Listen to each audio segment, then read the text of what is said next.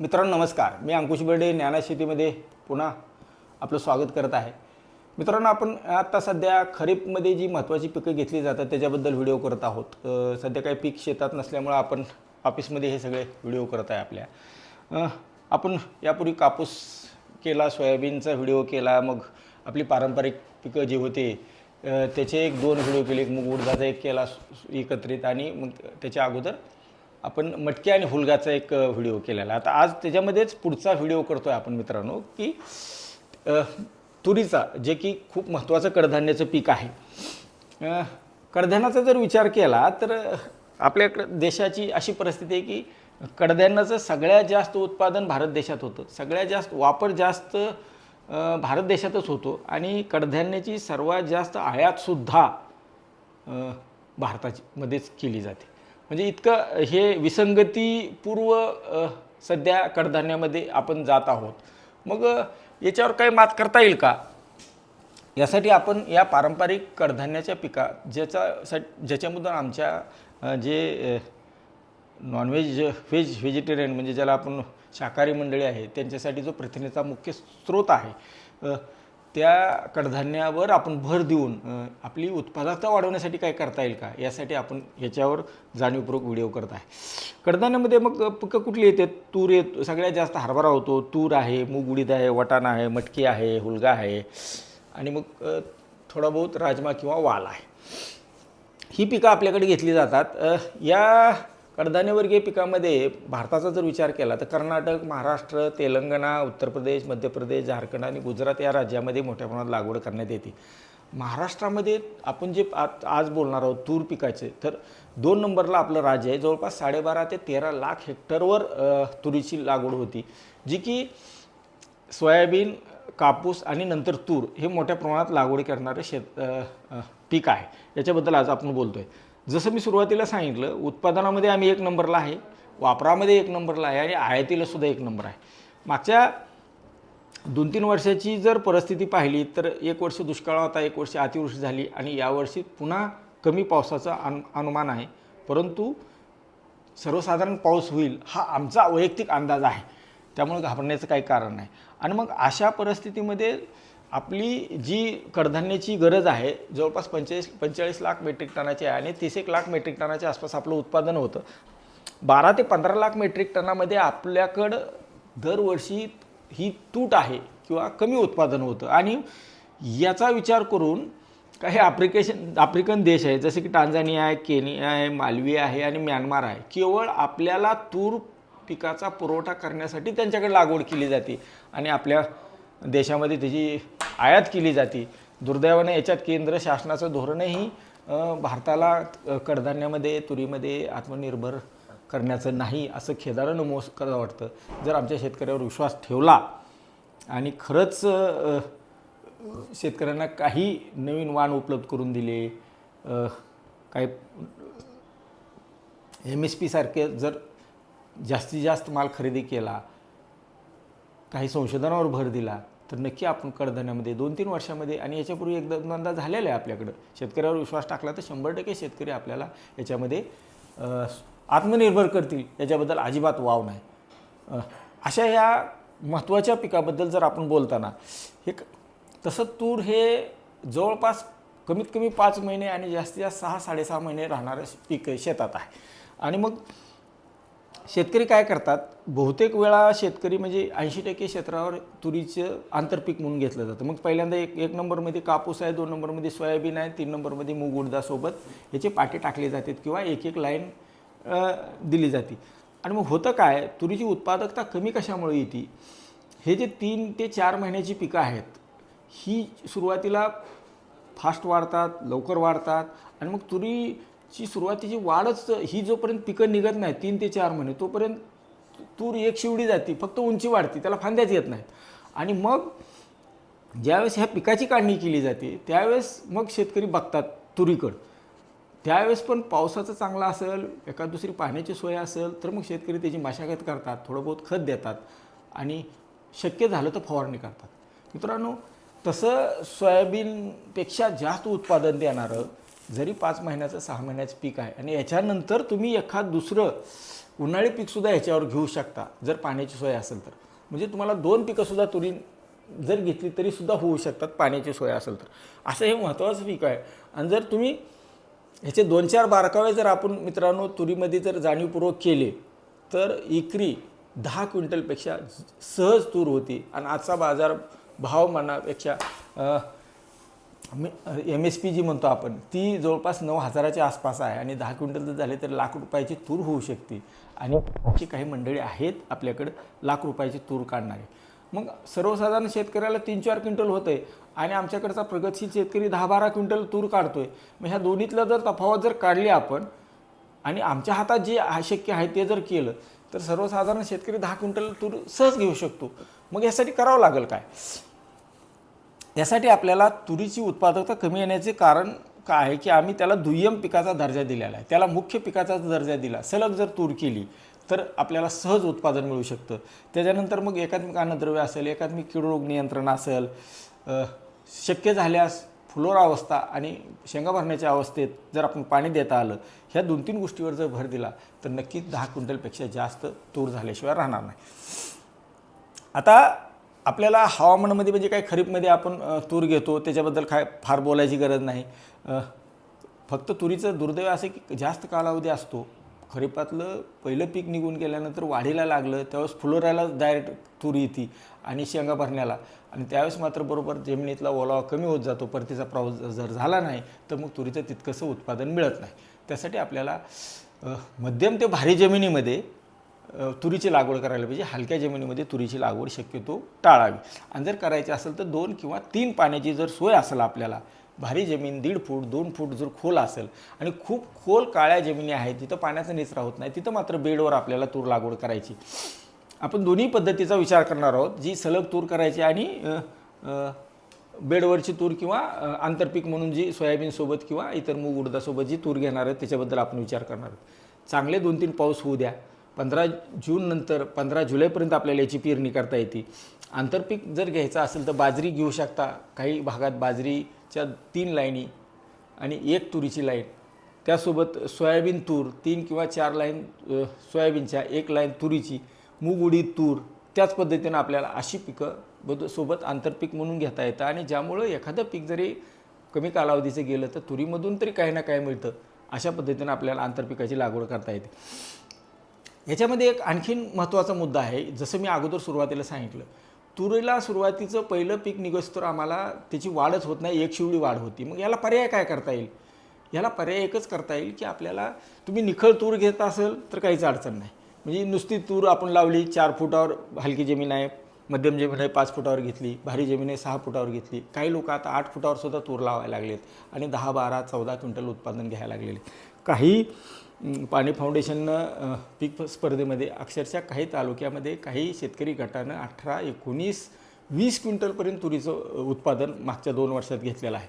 मग आपल्याला 10 क्विंटल जरी आपण टार्गेट धरलं तर मग त्यासाठी आम्हाला तुरीची सुरुवातीची 2-3 महिन्याची जी वाढ आहे ती आम्हाला चांगली वाढ करून घ्यायची असेल आपल्याला, तर मित्रांनो सोयाबीन किंवा मूग उडदासोबत ज्यावेळेस तुम्ही आंतरपीक घेताय त्यावेळेसची त्याच्या बाजूची एक लाईन मोकळी ठेवली, म्हणजे 1.5 फुटावर सोयाबीन घेतलं असेल तर आपल्याला त्याच्या बाजूनं आपल्याला कमीत कमी इकडून 1.5 फूट आणि इकडून 1.5 फूट एवढी जागा त्याला पुरत नाही 3 महिन्यासाठी.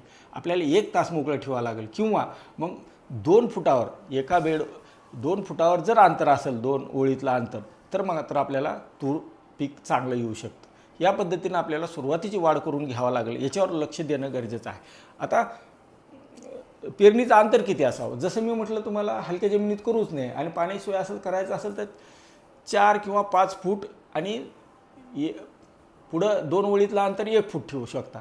मध्यम जमीन असेल 5 फूट बाय 1 फूट. भारी जमीन आहे 6 फुटापर्यंत जाऊ शकता, त्याच्या पुढं 7 फुटावर पण जाऊ शकता आणि 1.5 ते 2 फुटावर जास्तीत जास्त 2 बिया टोकन करायची. आता हँडपोस्ट आलेले आहेत किंवा साधं याला 1 किलोच फक्त निखळ तूर जर पेरायची असेल किंवा लावायची असेल तर 1 किलो बियाणं लागतं मित्रांनो.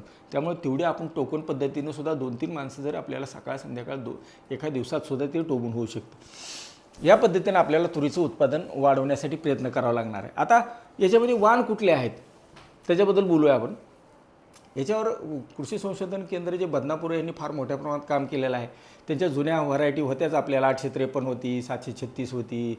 आता जे नवीन 2-3 वाण आलेले आहेत, फक्त केवळ एक वाण बदलला की उत्पादन वाढतं असंही नसतं.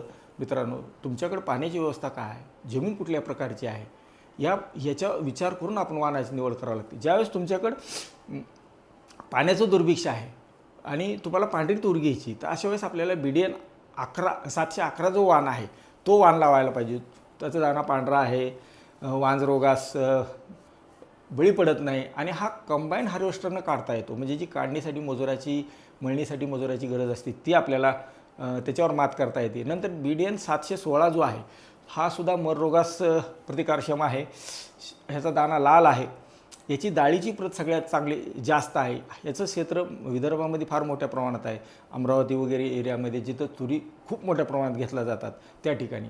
आणि मग मागच्या 2 वर्षापासून 3 वर्षापासून ज्या वाणाची खूप सर्व माध्यमामध्ये आणि राजकीय स्तरावर सुद्धा मोठ्या प्रमाणात दखल घेतली केंद्र आणि राज्य सरकारनं, तो म्हणजे गोदावरी वाण आहे, जो BDN 2013-41 ज्याला म्हणतो आपण, तो वाण आहे. आता खूप सारी मंडळी हाच वाण पेरायचं म्हणतात, परंतु या वाणासाठी मित्रांनो मध्यम ते भारी जमीन आणि कमीत कमी 2 पाण्याची व्यवस्था असेल तर या वाणाची निवड करावी. अन्यथा आपल्याला वरचे 711 आणि 716 BDN हे वाण निवडावेत. फक्त वाण बदलला म्हणजे आमची उत्पादकता वाढणार नाही, त्याला कारण हा जो गोदावरी वाण आहे तो वरच्या वाणापेक्षा 1-1.25 महिना 1.5 महिन्यापर्यंत किंवा काही मराठवाडा आणि विदर्भातल्या भारी जमिनीमध्ये 2 महिनेसुद्धा जास्त कालावधी घेतो. आणि अशा वेळेस जर जमिनीमध्ये पाण्याची उपलब्धता नसेल, तुम्ही पाणी बाहेरून देणार नसाल, तर मात्र मग बरोबर फुलोरा किंवा शेंगा भरण्याच्या अवस्थेत, शेंगा पकवण्याच्या अवस्थेत आपल्याला तिथं पिकाला फटका बसतो आणि शेवटी उत्पादन कमी होतं. आता हा वाणाच्या बाबतीत आपण सविस्तर बोललेलं आहे. आता बीज प्रक्रिया करायची तर मी प्रत्येक व्हिडिओमध्ये सांगतो, रासायनिक बीज प्रक्रिया करण्यापेक्षा ट्रायकोडर्मा करा. आम्ही वर्षानुवर्षे सोयाबीन नंतर हरभरा घेतो आहे. मर रोगाचं प्रमाण दिवसेंदिवस हरभऱ्यामध्ये वाढत आहे. आम्ही चांगली मशागत करत नाही किंवा ओलेत मशागत करतो आहे आणि पिकाची फेरपालट करत नाही. त्यामुळं मर रोगासाठी कारणीभूत जे बुरशी आहेत, म्हणजे ज्या 3-4 प्रकारच्या बुरशी आहेत, पिथियम आहे, रायझोटोनिया आहे, त्याच्यानंतर अजून 2 बुरशी आहेत. त्याच्यामुळं होतं आहे काय की बरोबर फुलोऱ्यात असताना, शेंगा भरत असताना तूर वाळती, उबळती, आपण त्याला उधळती म्हणतो, आणि मग डायरेक्ट त्याच्यामध्ये खूप मोठ्या प्रमाणात नुकसान होतं आहे. तर मित्रांनो, त्यासाठी आपल्याला ट्रायकोडर्माची बीज प्रक्रिया करायची, स्फुरद विरघळणारे जीवाणू आहेत आणि पालाश उपलब्ध करून देणारे, ह्या 3 गोष्टीची थोड्याशा गुळाच्या पाण्यासोबत एक 5 ते 10 मिली चांगला उत्पादक बघा, ह्याचा कन्सोर्शिया एकत्रित पण हे 3 घटक मिळत आहेत, त्याची बीज प्रक्रिया करा. ज्या दिवशी पेरायचं आहे त्याच दिवशी सकाळी बीज प्रक्रिया करा, सावलीत बियाणं वाळवा आणि ताबडतोब टोबन किंवा हे करा. आता पेरायचं कसं, ज्यावेळेस तुम्ही निखळ तूर करताय त्यावेळेस तुम्हाला हँडपुश ह्यानी पेरता पण येईल आणि टोकन पण करता येईल. आणि ज्यावेळेस तुम्ही आंतरपीक करताय त्यावेळेस मात्र सोयाबीनसोबत किंवा मूग उडदासोबत आपल्याला BBFद्वारेच पेरणी करायला पाहिजे. यावर्षी पावसाचा असंही खूप सारं उलट्या बातम्या येत आहेत. त्यामुळं बेडवर जर पीक घेतलं, BBFद्वारे जर पेरले तर कमी पाऊस असेल तरी जेवढा पाऊस पडतो तेवढा आमच्या त्या बेडमध्ये आणि त्या सरीमध्ये मुरतो आहे. थोडा एखादा जास्त झाला तरी तो मुरतो आहे. आणि अति पाऊस झाला, अतिवृष्टी झाली तर त्या ज्या चाऱ्या बाजूला आहेत, सऱ्या आहेत, त्याच्यामधून सगळं शेताच्या वावराच्या बाहेर पाणी जातं. त्यामुळे पीक नुकसानीचं जे आपल्यावर अरिष्ट येतं प्रत्येक हंगामामध्ये, त्याला आपण टाळू शकतो. साधी एक गोष्ट जरी शेतकऱ्यांनी केली, फक्त कुठलंही पीक घेताना पीक बेडवर घ्या, तुम्हाला पंचनामा आणि मग KYC ह्याच्यातून सगळ्यातून तुमची मुक्तता होईल. आणि शासनाने जे की 8-10 हजार कोटी दरवर्षी आपल्यावर अनावश्यक खर्च करते, शेवटी शेतकऱ्याला मिळतात 5-10 हजार, पण शासनाला 8-10 हजार कोटी घालावं लागतात. पण शेतकऱ्याचं नुकसान किती मोठ्या प्रमाणात होतं आहे. त्यामुळं आपल्याला याच्यावर सुद्धा विचार करावा लागेल की कुठलंही पीक असू द्या, आम्ही बेड BBF याशिवाय इथून पुढं करणार नाही, एवढी खुणगाट आपण बांधावी. आता तुरीला जर एकात्मिक अन्नद्रव्य व्यवस्थापन करायचं म्हटलं, निखळ तूर असेल तर, किंवा कृषी विद्यापीठाने काय शिफारस केलेली आहे, 20 किलो नत्र, 20 किलो स्फुरद आणि 20 किलो पालाश, आणि त्यासोबत एकरी 1 ट्रॉली शेणखत द्यावं. जर तुम्हाला खरीपमध्ये वर्षातून एक वेळेस एका एकरसाठी 2 ते 4 टन शेणखत देणं अपेक्षित असते. आपल्याकडे मराठवाड्यात आणि विदर्भात खूप मोठ्या प्रमाणात क्षेत्र आहे, जमीन धारणाही खूप आहे, शेणखत मिळत नाही, दिवसेंदिवस सेंद्रिय कर्ब कमी व्हायला लागला आहे. उत्पादन कमी होतं आहे म्हणून शेतकरी काय करतो आहे, नुसतं रासायनिक खताचा भडीमार करतो आहे. त्याच्यातून उत्पादन मिळतं आहे का, तर अजिबात नाही. मग काय होतं आहे, NPK वापरलं तर उत्पादन मिळत नाही, आम्ही सूक्ष्म मूलद्रव्य वापरतो आहे, दुय्यम अन्नद्रव्य वापरतो आहे. ह्याच्यामुळं मित्रांनो उत्पादकता वाढणार नाही. आपल्याला मातीचा सेंद्रिय कर्ब जोपर्यंत सुधारत नाही, आणि सेंद्रिय कर्ब सुधारायचं तर आपल्याला माझ्या 4 बांधाच्या आत मला जे काय पिकाचे अवशेष, तण, तणकट, भुसकट, काडी, कचरा हे सगळं मला जाग्यावर कुजवावं लागेल, जमीन झाकून ठेवावं लागेल, किंवा तो रोटावेटरनं मिक्स करावं लागेल. अशा पद्धतीने गेलं तरच सेंद्रिय कर्ब वाढू शकतो. मी जे खाणार आहे तेवढंच मी शेताच्या बाहेर नेईल, बाकी मात्र सगळं मातीला, शेतीला देईल. जमिनीच्या खालचा भाग 100% जमिनीलाच दिला तरीसुद्धा तुम्हाला शेणखताची गरज पडणार नाही. आज शेणखत मिळतही नाही, मिळालं तर त्याचा दर्जा अत्यंत निकृष्ट असतो आणि त्याचा खर्चही आज शेतकऱ्याला परवडत नाही. त्याच्यामुळं शेणखतावरच फक्त विसंबून न राहता आपल्या हातात जे काय आहे त्याच्यावर भर द्या. माझा सेंद्रिय कर्बावर पण एक सविस्तर व्हिडिओ आहे, तो कृपया याच्याखाली मी तुम्हाला लिंक देतो, तो बघून घ्या. म्हणजे आपल्याला केवळ रासायनिक खतावर न विसंबून राहता किंवा अवलंबून राहता सेंद्रिय कर्ब वाढेल, आणि सेंद्रिय कर्ब वाढला तर तुमचा कमी खर्चामध्ये, कमी रासायनिक खतामध्ये चांगलं पीक येऊ शकतं. आता ह्याच्यामध्ये ज्यावेळेस आम्हाला खत द्यायचं आहे त्यावेळेस बियाच्या खाली पेरून द्यायला पाहिजे. याच्यामध्ये आपण 24-24-08 किंवा 20-20-13 किंवा एखादी DAPची बॅग सोबत पोटॅश किंवा 10-26-26ची बॅग एवढ्या एका ह्याच्यावर आपल्याला हे पीक येऊ शकतं. आंतरपीक म्हणून घेतलं असेल तर पहिल्या पिकाची काढणी झाल्यानंतर एखादी अर्धी बॅग 10-26-26 किंवा 15-15-15ची किंवा 12-32-16 जे आपल्याला खत बाजारात मिळते ते जर घेऊन आपण थोडी मशागत केली आणि थोडं मुळापासून एक अर्धा 1 फुटावर जर टाकलं आणि त्याला जर 1-2 पाणी दिलं तर नक्कीच 10 क्विंटलपेक्षा आम्ही जास्त यावर्षी उत्पादन घेणार आहोत. त्यासोबत फवारणीमधून जर आपल्याला खत द्यायचं असेल तर मित्रांनो 12-61 फांद्या फुटण्याच्या वेळेस आणि 0-0-50 आपल्याला ज्यावेळेस च्या शेंगा भरल्या जातात, शेंगामध्ये वजन नेण्यासाठी 0-0-50 जर खत वापरलं, वर्षातून एकदा तुम्हाला सूक्ष्ममूलद्रव्य ग्रेड 1 10 किलो, मग 2 पिकं घ्या, 3 पिकं घ्या, एकदा खरीपामध्ये जमिनीमध्ये जर दिलं, ते शेणखतात मुरवून दिलं किंवा असं पेरून दिलं तरीसुद्धा त्याचा चांगला फायदा होतो. त्याच्यामध्ये आणखीन एक गोष्ट महत्त्वाची आहे, ज्यावेळेस पीक फुलरत असतं त्यावेळेस झिंक आणि बोरान जर दिलं तर तुरीमध्ये खूप सारा उत्पादनामध्ये जवळपास 20% वाढ झाल्याचं निदर्शनास आलेलं आहे. यासाठी काय करायचं आहे, झिंक EDTA जी म्हणतो, इड्डा म्हणतात त्याला, 1 ग्रॅम जर घेतलं आणि बोरान अर्धा ग्रॅम जर घेतलं आणि जर आपण फवारलं तर फुलकळी चांगली निघती, फळाचं फळामध्ये रूपांतर, शेंगेमध्ये रूपांतर होतं, फुलगळ होत नाही. यासाठी आपल्याला ह्या झिंकची आणि बोरांची सुद्धा फवारणी, ज्यांना 10 क्विंटलपेक्षा जास्त उत्पादन घ्यायचं आहे, ज्याच्याकडे पाण्याची सोय आहे आणि फवारणीसाठी सगळ्या गोष्टी जुळून येतात, त्या ठिकाणी हे जर फवारलं तर नक्कीच आपल्याला फायदा होईल. तण नियंत्रणासाठी आपण सोयाबीनमधली तणनाशकं, माझा आग्रह कायम असतो की तुम्ही उगवणपूर्व तणनाशकं पेंडामेथिलिनसारखं वापरा. त्याच्यानंतर मग परसूट आहे, शाकेत आहे, थोडं त्याचं कॉन्सन्ट्रेशन कमी करा, पिकावर जाऊ देऊ नका, ज्यामुळे पिकावरला शॉक बसणार नाही. सुरुवातीच्या काळात निखळ तूर असेल तर आपल्याला पाळीट एखादी दुसरी देता येते आणि उगवणपूर्व तणनाशक मारलं तरी बऱ्यापैकी होतं. या पद्धतीने आपल्याला तण नियंत्रण करायचं आहे. आता शेंडा खुडण्यामध्ये जे महत्त्वाची गोष्ट आहे, जर निखळ तूर घेतली तर 2दा किंवा 3 वेळेस शेंडा खुडणं अपेक्षित आहे. 25 ते 30 दिवसांनी पहिला शेंडा खुडा. तुरीचं असं आहे की जेवढ्या फांद्या जास्त तेवढा लाग जास्त किंवा तेवढ्या शेंगा जास्त. त्यामुळं नुसती तुरीची उंची वाढण्याच्या ऐवजी त्याला जेवढे फुटवे फुटतील, जेवढ्या फांद्या फुटतील तेवढं जास्त उत्पन्नामध्ये भर पडते. त्यामुळं पहिलंही शेंडा खुडं 25-30 दिवसांनी हाताने फक्त शेंडा असा नकलून घ्यायचा, जसे हरभऱ्याची भाजी आपण खुडतो त्या पद्धतीने जर शेंडा खुडला, त्यानंतर जर 50 दिवसांनी सुद्धा खुडू शकता किंवा मग 75 दिवसांनी सुद्धा खुडू शकता. नंतरचे शेंडे खुडताना मात्र आपल्याला साधी जे हँड ऑपरेटेड फॅनसारख्या मशीन मिळतात, फक्त वापरताना थोडी काळजी घेणं अपेक्षित आहे त्या मशीनना. तर त्याचे काय बऱ्याच वेळा शेतकऱ्याला त्याच्या जखमा झाले, त्याचे धोका झालेला आहे. आणि फक्त एकदा जर शेंडा खुडायचा असेल मित्रांनो तर 45 दिवशी शेंडा खुडावा. तशी तुरीची वाढ भारी जमिनीमध्ये जास्त होऊ शकते. त्यासाठी आपण म्हटलं होतं की बेडवर लागवड करा, त्याच्यासाठी मुळी चांगली चालेल, वापसा राहील, चांगली वाढ होईल. जर एखाद्या ठिकाणी तुम्हाला वाटतं की जास्तच वाढ झालेली आहे तर मग आपल्याला सायकोसिल किंवा लिव्होसिल सारखं सुद्धा आपल्याला वाढरोधक वापरता येतं, पण बहुतेक वेळा गरज पडत नाही. तुम्ही युरिया जर दिलं नाही, फक्त 10-26-26 किंवा 12-32मधून जेवढं जाईल तेवढं जरी नत्र गेलं तर फारशी वाढ होत नाही. फुलगळ जर होऊ नये म्हणून जर आपल्याला वाटत असेल फवारायचे तर याने जे आहे, ज्याला प्लॅनोफिक्स म्हणून बाजारात मिळतं, ते जर 10 लिटर साठी जर 3 ते 4 मिली वापरलं तरीसुद्धा फुलगळ चांगल्यापैकी रोखली जाते.